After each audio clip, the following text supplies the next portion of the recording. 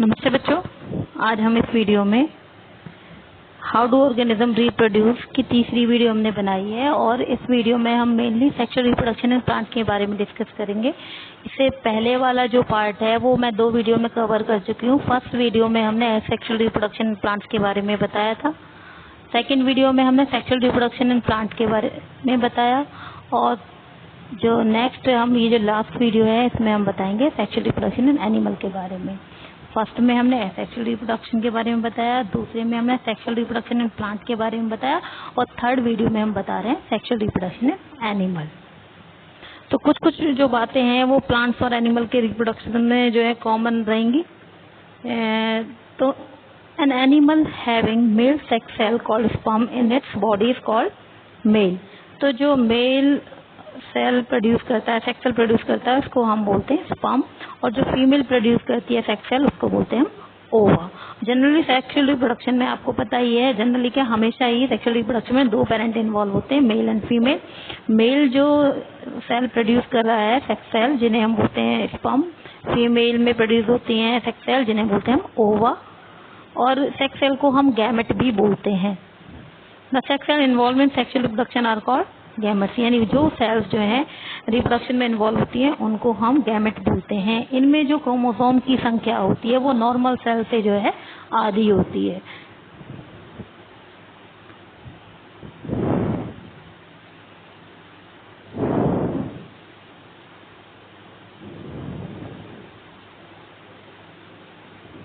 ये पिछले पार्ट में जो हमने आपसे डिस्कस किया था, the sex cell involved in the sexual reproduction are called gamete. The male gamete in animal called sperm and the female gamete are called ovum. यहाँ पर आपको स्ट्रक्चर दिखा रखी है स्पर्म और ओवा की, देख रहे हैं आप। इसमें आपको मेल गैमेट में जो है टेल नजर आ रही होगी। इसका मतलब इससे क्लियर हो जाता है कि जो मेल गैमेट होता है वो क्या होता है, मोबाइल होता है, मोटाइल होता है, यानी मूव कर सकता है।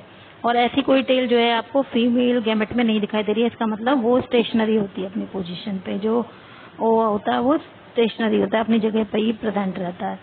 साथ में देखेंगे टिप पोर्शन में न्यूक्लियस है जो कि मेल न्यूक्लियस को दर्शाता है, साइटोप्लाज्म है, ठीक है, और एक मिडिल पीस है जिसमें माइटोकॉन्ड्रिया की संख्या जो है काफी ज्यादा होती है, जो कि इसे जो है रैपिड एनर्जी प्रोवाइड करता है। तो जो नेक्स्ट जो आपका आगे वाला पार्ट है वो हेड कहलाता है, पीछे वाला पार्ट टेल कहलाता है। टेडपोल जैसी स्ट्रक्चर है। ओवा की स्ट्रक्चर की हम बात करें, एक सेल मेम्ब्रेन आपको दिखाई दे रही होगी, बीच में न्यूक्लियस और साइटोप्लाज्म। तो ये ओवा के पार्ट्स हैं। तो sperm fusion of gamete give rise to a single cell called zygote. जब स्पर्म का फ्यूजन जो है ओवा के साथ हो जाता है तो एक सेल एक डिप्लॉयड सेल तैयार होती है। डिप्लॉयड सेल से मतलब है जिसके अंदर क्रोमोसोम की संख्या जो है 23 पेयर होती है, क्योंकि 23 पेयर बोल रही हूँ मैं, 23 उसे मेल गैमेट से मिले, 23 उसे फीमेल गैमेट से मिले क्रोमोसोम। तो क्या हुआ, 23 पेयर जो है क्रोमोसोम संख्या हो जाती है, ऐसी सेल क्या कहलाती है, जाइगोट। फर्टिलाइजेशन कैसे होता है, the fusion of male gamete with the female gamete to form zygote during the sexual reproduction is called fertilization. यानी मेल गैमेट का फीमेल गैमेट के साथ फ्यूज होना फर्टिलाइजेशन कहलाता है। अब तक आप सबको क्लियर हो गया होगा। The unborn baby in the uterus in the early stage of the development when its body part are not much developed is called embryo. कहने का मतलब वो बेबी जिसके सारे पार्ट अभी डेवलप नहीं हुए हैं और यूट्रस में प्रेजेंट है अपनी मदर के, जिसका जन्म भी नहीं हुआ है, उसको हम एम्ब्रियो बोलते हैं। The unborn baby in the uterus in the later stage of the development is called foetus. और वही एम्ब्रियो जब थोड़ा बड़ा हो जाता है, जिसमें जो बॉडी पार्ट्स हैं वो विजिबल होने लगते हैं, जैसे कि उसके हाथ पैर कहाँ पर है, आईज कहाँ पर है, ये सब लोकेट होने लगते हैं, तब उसको हम एम्ब्रियो ना बोल के उसको फीटस बोलते हैं। यानी जाइगोट रिपीटेडली डिवाइड करता है, सेल की संख्या बढ़ाता है और एम्ब्रियो में डेवलप होता है, और एम्ब्रियो धीरे धीरे जो है वो ग्रो करता है फीटस में, जहाँ पर जो वेरियस बॉडी पार्ट्स हैं वो डिफरेंशिएट हो जाते हैं। इंटरनल फर्टिलाइजेशन, कुछ ऑर्गेनिज्म में इंटरनल फर्टिलाइजेशन देखने को मिलता है। मतलब the fertilisation which occur inside the female body is called internal fertilisation. और internal fertilisation takes place in mammals, जिसमें ह्यूमन बींग्स भी आते हैं, बर्ड्स एंड रेप्टाइल। तो यदि बॉडी के अंदर जो फर्टिलाइजेशन होता है उसको हम इंटरनल फर्टिलाइजेशन कहते हैं। यदि बॉडी से बाहर फर्टिलाइजेशन होता है तो उसे हम एक्सटर्नल फर्टिलाइजेशन बोलते हैं। जैसे कि एम्फीबियन में या मेढक में हम देखते हैं, एम्फीबियन में फ्रॉग और टोड होते हैं, फिश होती हैं। तो क्या होता है कि जो फीमेल है वो एग रिलीज कर देती है वाटर में, और जो मेल फ्रॉग है वो स्पर्म रिलीज कर देता है। फाइनली उनका फ्यूजन होता है और जाइगोट तैयार होता है, और फिर उससे टैडपोल तैयार होता है। टैडपोल से फिर फ्रॉग डेवलप होता है। तो ये एक इसका एग्जांपल है, एक्सटर्नल फर्टिलाइजेशन का एग्जांपल है। नेक्स्ट हम बात करते हैं advantage of the sexual reproduction के क्या एडवांटेजेस है। Sexual reproduction promote diversity of the characteristic in the offspring bye promoting genetic variation. Sexual reproduction से जो ऑफस्प्रिंग है और जो पेरेंट हैं उनमें काफी वेरिएशन देखने को मिलता है। जो ऑफस्प्रिंग है वो काफी कुछ अपने पेरेंट से अलग होते हैं, जिससे कि कुछ चीजें पॉजिटिव भी होती हैं, जिससे कि आपकी किसी स्पीसीज को सर्वाइवल में हेल्प मिलती है। It plays an important role in the origin of new species. धीरे धीरे जब वेरिएशन जो है काफी ज्यादा, जनरेशन बाय जनरेशन वेरिएशन बहुत ज्यादा हो जाती है, तो क्या होता है, इससे नई स्पीसीज भी तैयार हो जाती हैं। और जेनेटिक वेरिएशन से जो है किसी भी स्पीसीज में जो बदलाव है वो जल्दी जल्दी देखने को मिलता है। एवोल्यूशन जो है वो जल्दी देखने को मिलता है। एवोल्यूशन क्या होता है, सीक्वेंस ऑफ चेंजेस। इन्हीं बदलाव का एक जो सीक्वेंस होता है इसको हम एवोल्यूशन कहते हैं। जैसे कि आप देखोगे आदि मानव जो है पहले जो है झुककर चलता था, बिल्कुल मंकी की तरह। फिर धीरे धीरे उसने कमर झुकाकर हाथों को ऊपर करके चलना शुरू कर दिया। फिर उसने पूरा स्ट्रेट होके खड़ा होके चलना शुरू कर दिया। उसके जो फेस स्ट्रक्चर है उसमें भी बदलाव हुआ है। तो यदि इन सभी सीक्वेंसेस को हम एक क्रम में देखें तो हम देखते हैं पहले वाला जो ह्यूमन बीइंग था और आज वाला जो ह्यूमन बीइंग है वो बिल्कुल अलग नजर आते हैं। ऐसा लगता है एक नई चीज तैयार हो गई हो पुराने ऑर्गेनिज्म से। तो ये सेक्सुअल रिप्रोडक्शन से जो इवोल्यूशन है वो जल्दी जल्दी होता है।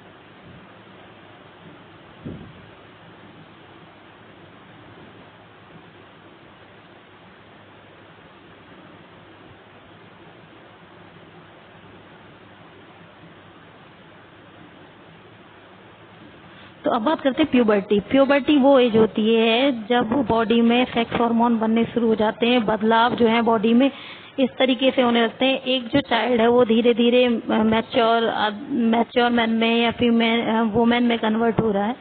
तो उस समय जो बॉडी में सेक्स हार्मोन रिलीज हो जाते हैं और जो बॉडी है वो सेक्सुअली मैच्योर हो जाती है और सेक्स सेल प्रोड्यूस करना शुरू कर देती है। तो वो स्टेज कहलाती है आपकी प्यूबर्टी। जो बॉयज में जनरली ये वाली स्टेज होती है 13 to 14 ईयर्स में शुरू हो जाती है आपकी, और जब फीमेल्स में वो 10 to 12 ईयर्स में जो है जल्दी शुरू हो जाती है फीमेल्स में। तो 10 to 12 ईयर में शुरू हो जाती है प्यूबर्टी। तो क्या होता है प्यूबर्टी के दौरान, testis produce male sex hormone called testosterone. Testis जो है मेल सेक्स हार्मोन प्रोड्यूस करते हैं जो जिसका नाम होता है टेस्टोस्टेरोन, और ओवरी जो है वो फीमेल सेक्स हार्मोन प्रोड्यूस करती है जिसे हम बोलते हैं एस्ट्रोजन और progesterone. Puberty is the age at which the sexual reproductive organ reach maturity and secondary sexual characteristic develop। यानी प्यूबर्टी वो एज है जब रिप्रोडक्टिव ऑर्गन जो है वो मैच्योर होते हैं और आपके जो सेक्सुअल कैरेक्टरिस्टिक हैं वो धीरे धीरे डेवलप होने लगते हैं। क्या क्या बदलाव आते हैं प्यूबर्टी के दौरान बॉयज के अंदर, जो आर्मपिट है और जो प्यूबिक एरिया है जो प्राइवेट पार्ट होता है वहाँ पर हेयर ग्रो होने लगते हैं। नेक्स्ट चेस्ट पर भी कई बार जो है हेयर डेवलपमेंट देखने को मिलता है। फेशियल हेयर भी ग्रोथ होने लगती है। बॉडी मस्कुलर हो जाती है। आवाज जो है थोड़ी डीप हो जाती है, भारी हो जाती है। और जो आपका पेनिस और टेस्टिस दोनों डेवलप हो जाते हैं और टेस्टिस में जो है स्पर्म प्रोडक्शन शुरू हो जाता है। ऐसे ही फीमेल में सेम बदलाव होते हैं, थोड़े थोड़े अलग होते हैं, थोड़े थोड़े सेम होते हैं।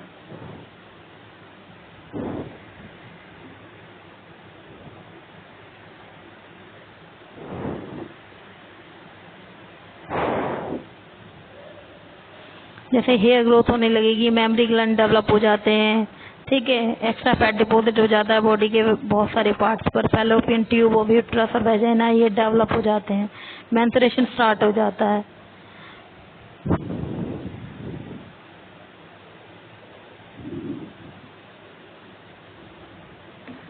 मेल रिप्रोडक्टिव सिस्टम की बात करें तो मेल रिप्रोडक्टिव सिस्टम की जो कंपोनेंट है वो है testis, scrotum, epididymis, vas deferens, seminal vesicle, prostate gland and penis. तो ये जो पार्ट्स हैं हम इनके फंक्शन कई बार हमसे पूछे जाते हैं, तो ये हमें लेबलिंग करने भी आने चाहिए डायग्राम पर, कहाँ पर इनकी लोकेशन है, दूसरा इनके फंक्शन हमें पता होने चाहिए। तो ये आपका डायग्राम है इसको अच्छे से आप लेबलिंग करना अच्छे से सीख लेंगे।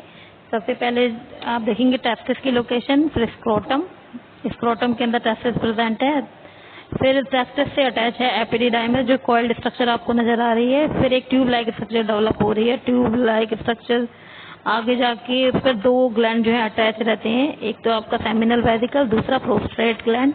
और प्रोस्टेट ग्लैंड के जहाँ पर आपका प्रोस्टेट ग्लैंड है वहीं पर आपका यूरिनरी ब्लैडर है, वो भी आपके वास रेफरेंस जो ट्यूब है उससे जाके अटैच हो रहा है।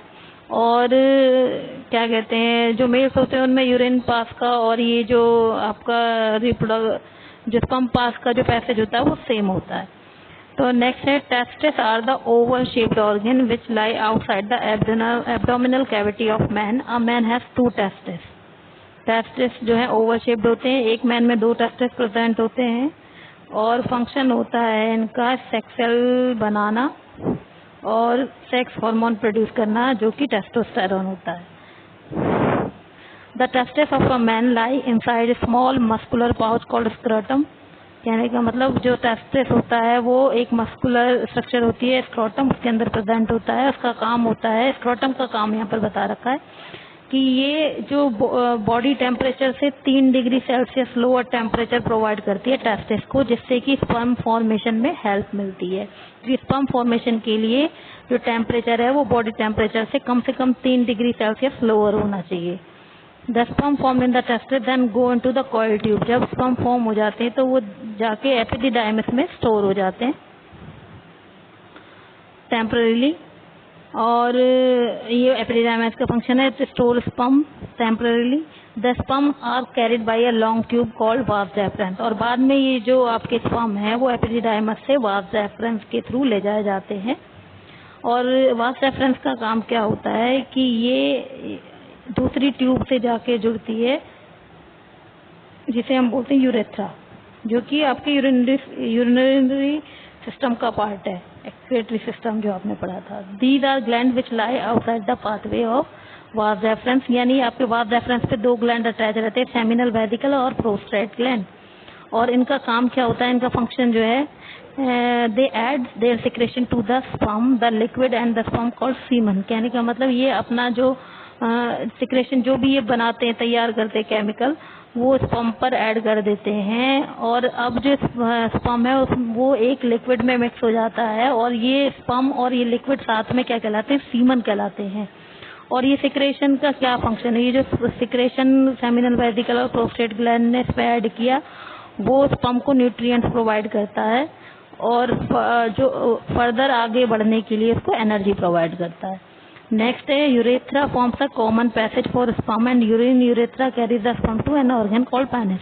और यूरेथ्रा जो यूरिन पास का जो है और ये जो वास डेफरेंस है उनका सेम पैसेज रहता है और जो कि एक मस्कुलर स्ट्रक्चर तक पहुंचता है जिसे हम बोलते हैं पेनिस। और जो फंक्शन होता है इसका कि ये जो आपके स्पर्म को वेजाइना तक पहुंचाने का काम करता है। नेक्स्ट बात करते हैं हम फीमेल रिप्रोडक्टिव सिस्टम की। फीमेल रिप्रोडक्टिव सिस्टम का आपका होता है ovaries, oviduct, uterus, vagina, cervix, ये मेन पार्ट है। और एक फीमेल में 2 ओवरीज प्रेजेंट होती हैं। तो ovaries are oval shaped organ which are inside the abdominal cavity of the women near the kidney, जो किडनी के नजदीक में पाई जाती है ovary. A women has 2 ovaries, 2 ovaries होती हैं। Ovary are the primary reproductive organ in female. कई बार पूछ लिया जाता है प्राइमरी रिप्रोडक्टिव ऑर्गन कौन सा होता है फीमेल में, तो आपको पता होना चाहिए ओवरी। इसका फंक्शन क्या होता है, it makes female sex cell called ova और egg and female sex hormone. तो ये क्या बनाती है आपकी फीमेल गैमेट बनाती है ओवरी, साथ में जो फीमेल हार्मोन्स है एस्ट्रोजन और प्रोजेस्टेरोन उनको भी बनाती है। Just above the ovaries are the two tube called oviduct. आप देख रहे हैं कि ये स्ट्रक्चर आप देखेंगे कि हर एक ओवरी से एक ट्यूब डेवलप हो रही है जिसे हम ओविडक्ट या फॉलोपियन ट्यूब बोलते हैं। तो जब हमारी ओवरी एवरी मंथ क्या करती है, एक ओवा रिलीज करती है जो कि ओविडक्ट तक पहुंचता है। ओविडक्ट में जो है फर्टिलाइजेशन कंप्लीट होता है। यदि स्पर्म आपका ओविडक्ट तक पहुंच जाता है और एग के साथ फ्यूज करता है तो वो जाइगोट में डेवलप होता है और जाइगोट अपने आप को जो है यूट्रस की जो वॉल है उसमें एम्बेड कर लेता है और जो बेबी के रूप में डेवलप होने लगता है। ठीक है, और यदि फर्टिलाइजेशन नहीं होता है तो यही एग जो है वो यूट्रस वॉल के साथ जो है बॉडी से वेजाइना के थ्रू बाहर आ जाता है, जिसे हम मेंस्ट्रुएशन फ्लो भी बोलते हैं। Oviduct are not directly connected to the ovary but funnel shaped called opening almost cover the ovary. कहने का मतलब जो ओविडक्ट है वो डायरेक्टली कनेक्ट नहीं होते, ओवरी के साथ जुड़े नहीं होते, एक फनल के शेप के थ्रू जुड़े रहते। फनल जो है वो जुड़ी रहती है ओवरी से और वो कलेक्ट करती है एग या ओवा को। और जो फर्टिलाइजेशन होता है एग और स्पर्म का वो होता है ओविडक्ट के अंदर। ये पूछ लिया जाता है वेयर डज फर्टिलाइजेशन अकर। ठीक है, तो आपको पता होना चाहिए फैलोपियन ट्यूब या ओविडक्ट, ये एक ही चीज के दो नाम है। The two oviduct connected to a bag like organ called uterus. और ये आपकी ओविडक्ट जाके मिलती है एक बैग लाइक स्ट्रक्चर में, जिसे हम यूट्रस या वोम बोलते हैं। The growth and the development of the fertilized ovum into baby takes place in the uterus. और जो बेबी का डेवलपमेंट है वो सारा का सारा यूट्रस के अंदर कंप्लीट होता है। The uterus is connected through a narrow opening called cervix. कहने का मतलब यूट्रस किससे जुड़ा रहता है, सर्विक्स से जुड़ा रहता है, जो कि एक नैरो ओपनिंग होती है। Cervix is connected to the another tube called vagina. Cervix जो है एक दूसरी ट्यूब से जुड़ी रहती है, जिसे हम वेजाइना बोलते हैं, जो बॉडी के बाहर जाकर खुलती है और यहीं से जो है स्पर्म जो है वो फीमेल बॉडी में एंटर करते हैं। It is a tubular structure. It is also called birth canal. और यहीं से जो है बेबी का जन्म होता है। अब डेवलपमेंट ऑफ एम्ब्रियो किस तरीके से होता है। When ovum is fertilize in female then zygote is form. जब ओवम फर्टिलाइज हो जाता है तो जाइगोट बनता है। जाइगोट रिपीटेडली डिवाइड करता है माइटोसिस की प्रोसेस से, जो कि 100 ऑफ सेल तैयार करता है, जिसको और फिर वो 100 ऑफ सेल जो है एक स्ट्रक्चर एज्यूम कर लेती है, जिसे हम एम्ब्रियो बोलते हैं। एम्ब्रियो जो है अपने आप को यूट्रस वॉल में सिंक कर लेता है, उसमें जो है एम्बेड कर लेता है अपने आप को। ठीक है, एंटर कर जाता है यूट्रस वॉल में और वहां पर जो एम्ब्रियो है वो धीरे धीरे, और जो एम्बेडिंग की जो प्रोसेस है, embedding of the embryo in the thick lining of the uterus is called implantation. इस प्रोसेस को इम्प्लांटेशन बोलते हैं। एम्ब्रियो का यूट्रस वॉल में एम्बेड होना इम्प्लांटेशन कहलाता है। और after implantation a disc like special tissue develop between the uterus wall and the embryo which is called placenta. जैसे ही आपका एम्ब्रियो यूट्रस वॉल में एम्बेड करता है तो एक डिस्क लाइक स्ट्रक्चर डेवलप होने लगती है एम्ब्रियो और यूट्रस वॉल के बीच में, जिस स्ट्रक्चर को हम प्लेसेंटा बोलते हैं। The foetus is connected to the placenta in mother's body through the umbilical cord. और प्लेसेंटा से जो फीटस का जुड़ाव है वो मदर की बॉडी से एक पाइप ट्यूब लाइक स्ट्रक्चर होती है, जिसे हम बोलते हैं अम्बिलिकल कॉर्ड। अम्बिलिकल कॉर्ड से जो है फीटस जो है वो प्लेसेंटा से जुड़ा होता है, मदर की बॉडी में जो अटैच रहता है। और इस प्लेसेंटा के थ्रू ही उसको अपनी जो रिक्वायरमेंट होती है, चाहे वो न्यूट्रिएंट की, ऑक्सीजन की, वेस्ट प्रोडक्ट को बाहर निकालने की, ठीक है, ये सारी की सारी जो पैसेज हैं, सारा वेस्ट जो एम्ब्रियो से मदर बॉडी तक प्लेसेंटा के थ्रू जाता है, और जितना भी न्यूट्रिएंट है वो मदर बॉडी से फीटस तक पहुंचने का काम प्लेसेंटा के थ्रू ही होता है। Time period from fertilization up to the birth of the baby is called gestation. यानी फर्टिलाइजेशन होने से लेकर बेबी के जन्म होने तक का जो टाइम है उसको हम जेस्टेशन पीरियड बोलते हैं। और जो ह्यूमन बीइंग है उनमें जेस्टेशन पीरियड 38 वीक का माना जाता है। ठीक है, तो नेक्स्ट हम बात करते हैं जाइगोट, एम्ब्रियो और फीटस। जाइगोट, एम्ब्रियो और फीटस में क्या डिफरेंस है। तो जाइगोट जो है वो मेल और फीमेल गैमेट के फ्यूजन के बाद तैयार होता है, और बिगिनिंग सबसे इनिशियल स्टेज होती है डेवलपमेंट की। ठीक है, और एक ही सेल का बना होता है। एम्ब्रियो जो है वो लेटर स्टेज होती है जाइगोट के बाद की जो स्टेज है वो होती है डेवलपमेंट की, और मल्टी सेलुलर होता है। ठीक है, और फीटस जो है वो भी मल्टी सेलुलर स्टेज होती है, लेकिन जो है एम्ब्रियो से बाद की जो स्टेज होती है डेवलपमेंट की, ठीक है, उसको हम फीटस बोलते हैं। और यहाँ पर आपको ये बता रखा है 8 वीक तक की जो स्टेज है उसको एम्ब्रियो बोलते हैं, 8 वीक के बाद की जो स्टेज है उसको हम फीटस बोलते हैं। 8 वीक तक की को हम एम्ब्रियो बोलते हैं और 8 वीक के बाद वाली को फीटस बोलते हैं। और जाइगोट सिंगल सेल होती है, एम्ब्रियो मल्टी सेलुलर होता है, और फीटस भी मल्टी सेलुलर होता है। उसमें हम बॉडी पार्ट्स को आइडेंटिफाई नहीं कर सकते जाइगोट में, और हम एम्ब्रियो में भी बॉडी पार्ट्स आइडेंटिफाई नहीं कर सकते, लेकिन फीटस में हम आइडेंटिफाई कर सकते हैं बॉडी पार्ट्स को। नेक्स्ट हम बात करते हैं sexual cycle and females mensuration.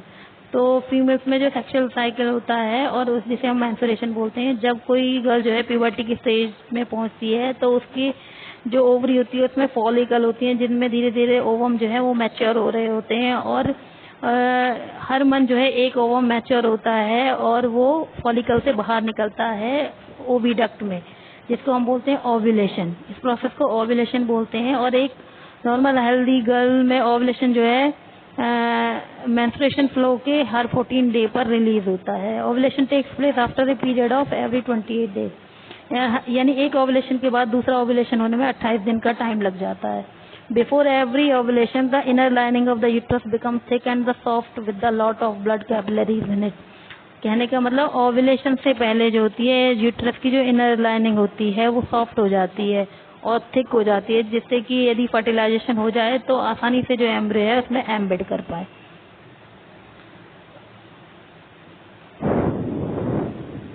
और एम्बेड होने के बाद उसको जो ऑक्सीजन की सप्लाई और फूड की सप्लाई आसानी से की जा सके। और यदि फर्टिलाइजेशन डज नॉट मतलब if fertilization does not take place, यदि फर्टिलाइजेशन नहीं होता है, the unfertilized ovum lies dies within a day, यानी ये फर्टिलाइजेशन नहीं होता तो वो जो एग है वो एक ही दिन में जो है वो ओव्यूलेशन के बाद एक ही दिन सरवाइव करता है, उसके बाद वो उसकी ब्रेक डाउन हो जाती है। और साथ में जो यूट्रस वॉल जिसने अपने आप को क्या कहते हैं मैच्योर किया था रिसीव करने के लिए एम्ब्रियो को, तो वो भी साथ में जो है उसकी भी ब्रेक डाउन हो जाती है और वो वेजाइना के थ्रू बॉडी से बाहर आ जाता है ब्लीडिंग के रूप में। और the breakdown and the removal of the inner thick and the soft lining of the uterus along with this blood vessel in the form of the vaginal bleeding is called maceration flow। यानी ये जो आपका egg है और ये जो uterus की inner lining है, इनकी ब्रेकडाउन होने के बाद में ब्लड के रूप में बॉडी से बाहर आना मैंसुरेशन फ्लो या मैंसुरेशन कहलाता है। और ये जो साइकिल है फीमेल में कि ओवरी से ओवा का बाहर निकलना, फिर उसका जो है या तो फर्टिलाइज होना ही नहीं तो मेंस्ट्रुएशन फ्लो के रूप में बाहर निकल जाना, ये जो पूरा साइकिल है इसको हम मेंस्ट्रुएशन साइकिल बोलते हैं। Menstruation occur every 28 days because ovulation occur every 28 days. तो मेंस्ट्रुएशन जो है वो हर 28 दिन में होता है, क्योंकि ओव्यूलेशन भी हर 28 दिन में ही होता है। Menstruation stop temporarily when the ovum get fertilize and the woman get pregnant. यानी मेंस्ट्रुएशन जब प्रेगनेंसी के दौरान मेंस्ट्रुएशन जो है वो स्टॉप हो जाता है। नेक्स्ट है मेनार्ज। मेनार्ज जब फर्स्ट टाइम जो मेंस्ट्रुएशन की प्रोसेस, फर्स्ट टाइम मेंस्ट्रुएशन जो होता है फीमेल में, उसको हम मेनार्ज बोलते हैं। इसका मतलब ये होता है कि जो गर्ल है वो प्यूबर्टी अचीव कर चुकी है। नेक्स्ट है मेनोपोज। मेनोपोज में क्या होता है कि जब मेंस्ट्रुएशन कंप्लीट हो जाता है, मेंस्ट्रुएशन की जो प्रोसेस है वो खत्म हो जाती है फीमेल्स में 45 से 50 साल की एज के बाद, तो ये आपका मेनोपोज कहलाता है। नेक्स्ट है birth control method. Birth control method किस तरीके से हम अनवांटेड प्रेगनेंसी को रोक सके, ठीक है, उसके लिए कुछ मेथड एक्वायर करते हैं जिनको हम बोलते हैं कॉन्ट्रासेप्शन। और कोई भी डिवाइस जो प्रेगनेंसी को रोकता है उन्हें हम कॉन्ट्रासेप्टिव डिवाइस बोलते हैं। और 3 कैटेगरी होती हैं इसकी, barrier method, chemical method, surgical method. Barrier method में जो फिजिकल डिवाइसेस होते हैं जैसे कॉन्डम, डायफ्राम, इनका यूज किया जाता है, ठीक है। और सबसे कॉन्डम और का यूज करने का ये फायदा है कि इससे सेक्सुअल ट्रांसमिटेड डिसीज जो है वो नहीं फैलती है। केमिकल मेथड में हम यूज करते हैं जो आपके ओरल पिल और वेजाइनल पिल होती हैं, उनको हम केमिकल मेथड में लेते हैं। तो इसमें क्या होता है कि हार्मोनल चेंज आ जाते हैं बॉडी में, जिसकी वजह से जो है प्रेगनेंसी जो है वो रुक जाती है। वेजाइनल पिल जो है वो स्पर्म्स को किल करने का काम करती है, जिससे प्रेगनेंसी रुक जाती है। नेक्स्ट है सर्जिकल मेथड में क्या किया जाता है कि सर्जरी जो है मेल और फीमेल दोनों में होती है। मेल में जो सर्जरी होती है उसको हम वैसेक्टोमी बोलते हैं, जिसमें वर्ब रेफरेंस का कुछ हिस्सा जो काट कर जो है बाइंड कर दिया जाता है, टाई कर दिया जाता है पीछे की तरफ, जिससे कि जो स्पर्म है वो टेस्टिस से बाहर ही नहीं निकल पाते। और फीमेल में जो है ओविडक्ट को काट कर जो है पीछे की तरफ टाई कर दिया जाता है, जिससे कि आपका जो स्पर्म है वो ओविडक्ट तक, ओवा तक पहुंच ही नहीं पाता, जिसकी वजह से जो है वो फर्टिलाइजेशन रुक जाता है और प्रेगनेंसी भी नहीं होती है। नेक्स्ट है इंट्रायूट्राइन कॉन्ट्रासेप्टिव डिवाइस, जिसे IUCD बोलते हैं या कॉपट्टी के नाम से भी बोलते हैं। तो ये काफ़ी इफेक्टिव हो जाते हैं, जिसको यूट्रस में इम्प्लांट किया जाता है, जिससे क्या होता है कि यदि एग फर्टिलाइज भी हो जाए तो वो यूट्रस में एम्बेड नहीं हो पाता है। यूट्रस में एम्बेड नहीं होगा तो वो बेबी के रूप में डेवलप नहीं हो पाता। नेक्स्ट है sexually transmitted disease. Sexually transmitted disease वो होती हैं जो सेक्सुअल कांटेक्ट से एक पर्सन से दूसरे पर्सन तक पहुंचती हैं। ऐसी बीमारियों में गोनोरिया जो कि एक बैक्टीरियल डिसीज है, सिफिलिस जो कि एक बैक्टीरियल डिसीज है, एड्स जो कि एक वायरल डिसीज है और वाट्स जो कि एक वायरल डिसीज है। मैं इसलिए बता रही हूँ क्योंकि कई बार एग्जाम में पूछ लिया जाता है कि बैक्टीरिया से फैलने वाली 2 सेक्सुअल ट्रांसमिटेड डिसीज के नाम बताइए या वायरस से फैलने वाली 2 सेक्सुअल ट्रांसमिटेड डिसीज के नाम बताइए। The most common symptom of the bacterial disease, कहने का मतलब इनके क्या सिम्टम्स होते हैं सेक्सुअल ट्रांसमिटेड डिसीज का। बर्निंग सेंसेशन एट यूरिनेशन, यानी जब आप वॉशरूम जाते हैं तो आपको जलन महसूस हो, या यूरेथ्रल डिस्चार्ज कुछ पस जैसा बॉडी से बाहर निकले, या कुछ छाले हो जाएं। ठीक है, तो ये आपके किसके होते हैं, सिम्टम्स होते हैं ये बैक्टीरियल सेक्सुअली ट्रांसमिटेड डिजीज के। और एड्स जो है HIV वायरस से फैलता है, और HIV की फुल फॉर्म होती है ह्यूमन इम्यूनो डेफिशिएंसी वायरस। और इस बीमारी में जो बॉडी की जो रोग प्रतिरोधक क्षमता जो होती है, ठीक है, यानी इम्यून सिस्टम वो कमजोर हो जाता है, जिससे कि वो अपने अंदर होने वाली बीमारियों से लड़ नहीं पाता, जिससे एक ही टाइम में आदमी में कई सारी बीमारियां हो जाती हैं और उन बीमारियों को वो ओवरकम भी नहीं हो पाता। इस वजह से जो है एड्स में व्यक्ति की डेथ हो जाती है। तो इसी के साथ आपका जो है sexual reproduction in animals complete हो जाता है मेरी तरफ से। बाकी आप जब खुद पढ़ेंगे तो जब आपको और ज़्यादा अच्छे से समझ में आएगा। इसी के साथ चैप्टर आपका कंप्लीट हो गया। Thank you.